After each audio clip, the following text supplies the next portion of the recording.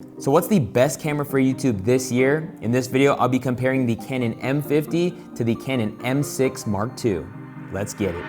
You gotta just press record. Hey, what's up? It's Omar with Think Media, helping you build your influence with online video. And on this channel, we do YouTube strategy tips as well as tech gear reviews, just like this one. So if you're new here, consider subscribing. We believe these two cameras are huge contenders for being your go-to camera for creating YouTube videos this year. Both shoot great video, and I'll talk about the resolution in a moment, but they also do great photography for thumbnails, social use, but they're super compact cameras, making it easy to bring with you anywhere you go.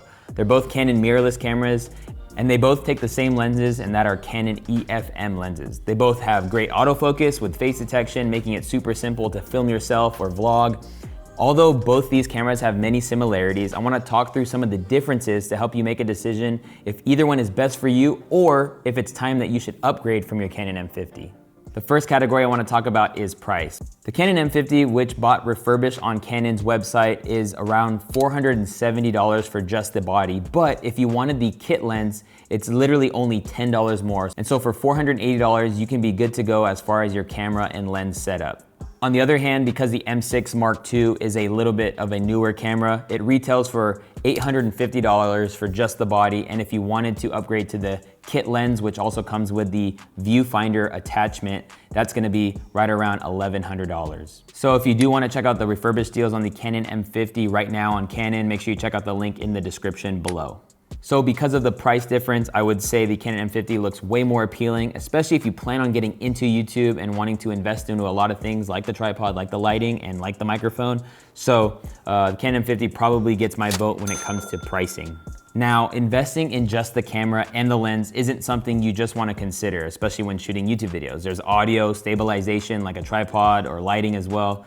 And we actually have a gear guide available. It's called the Think Media Gear Guide, but you can check that out at thinkgearguide.com. Essentially, we break down all that type of gear, the AVL, audio, visual, and lighting, and we break it down based off of your budget and where you are at. So make sure you check that out at thinkgearguide.com. The next category I wanted to talk about is resolution. Both of these cameras both shoot 4K video. However, the M50 only shoots 4K at 24 frames per second, and the M6 right now only shoots at 30 frames per second in 4K. However, Canon has said that there will be a firmware update for the Canon M6 to be able to shoot in 24 frames in 4K. But just so you know, right now, at the time of shooting this video, this only has 30 frames per second. And so although both of these cameras have 4K, and that's a fact, the Canon M50's 4K comes with a cost because it has a crop in at 4K, which means when you turn it on, when you go into 4K, it zooms in a ton. And then you also lose the dual pixel autofocus, making the 4K pretty much unusable if you plan on filming yourself. And so you just wanna make sure you have the proper lens selection when using the Canon M50 in 4K. But just to give you an example, here is the Sigma 16mm on the Canon M6 at 4K. And without changing the position of the camera, I'm gonna put the M50 with the same lens, and as you can see, way too close, and also just hunting focus, so not cool. Both cameras do shoot 120 frames per second, but the Canon M6 does it at 1080, where the M50 does it at 720. So if you plan on shooting slow motion, that's just something to keep in mind. So right out the gate, if you want 4K, the Canon M6 is the reliable camera to go with. However, I definitely believe video has gotten to a place of like good enough, especially with our phones nowadays being able to shoot in 4K. The 1080 out of the M50 looks really good, especially if you put a fast lens like the 16mm 1.4. With that 1.4, we get that super blurry background. Everything looks crispy. It's just not 4K, but if you want 4K, I'm a 4K guy, then the M6 is the way to go.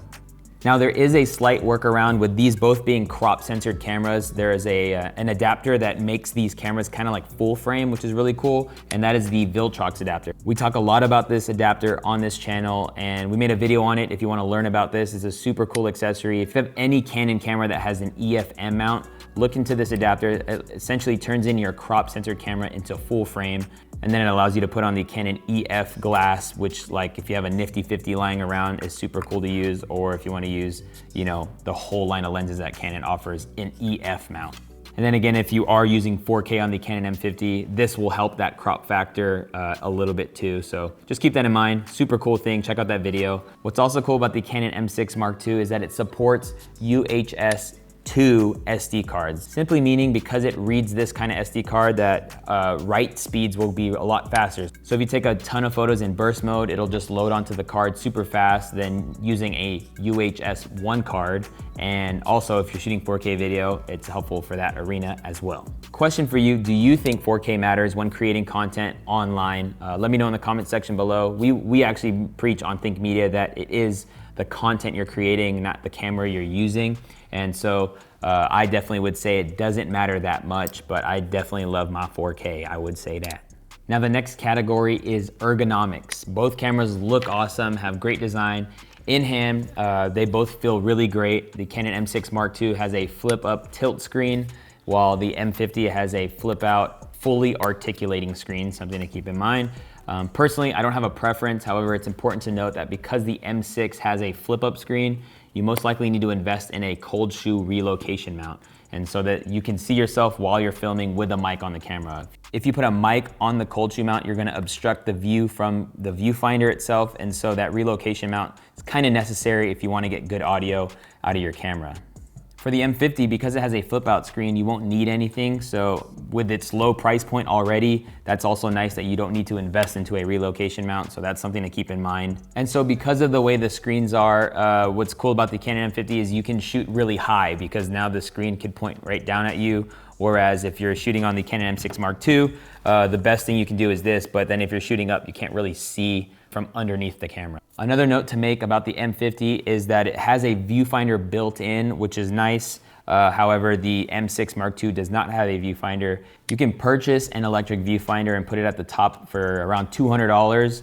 But as you can notice already, because of the relocation mount and now getting a viewfinder, you're gonna have to like accessorize the Canon M6 Mark II if you want these things. The other way to think about it is the Canon M50, because they're both mirrorless cameras, the view you're getting in the screen is the same that you're getting inside of the viewfinder. It's not an optical viewfinder, it is a digital viewfinder. So, I mean, it's neither here nor there. If I can really think about one scenario you really want to be able to see inside of here is when it's super bright outside that you can't see the LCD screen, then in that case, I would love to look inside, and so, you know, it takes away the light and I can compose my shot or whatever. So when it comes to ergonomics or even just the way they're built, I honestly don't want to pick one because they're both great. I mean, if you don't need the viewfinder, fine. You know, the relocation mount is 20 bucks, so it's not a huge hole in the pocket. I just really love the 4K out of this camera. But let me know which one out of the two would you go with and why in the comment section below. I'd really appreciate that. And if you are getting started on YouTube,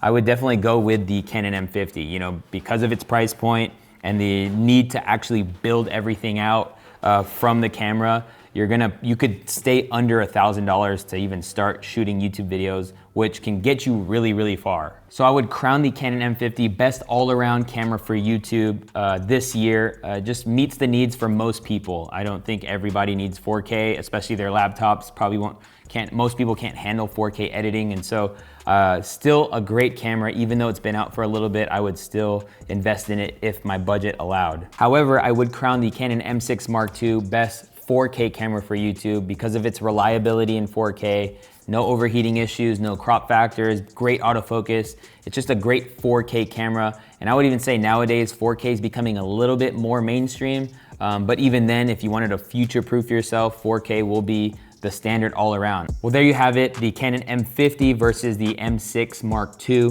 If you got value in this video, why don't you smash the like button for me? Thank you so much. And check out our playlist on the best budget accessories for YouTube videos. So talking about tripods, microphones, and lighting, and things like that. You can check that out by clicking or tapping the screen right now. And I hope to see you in a future video. Peace.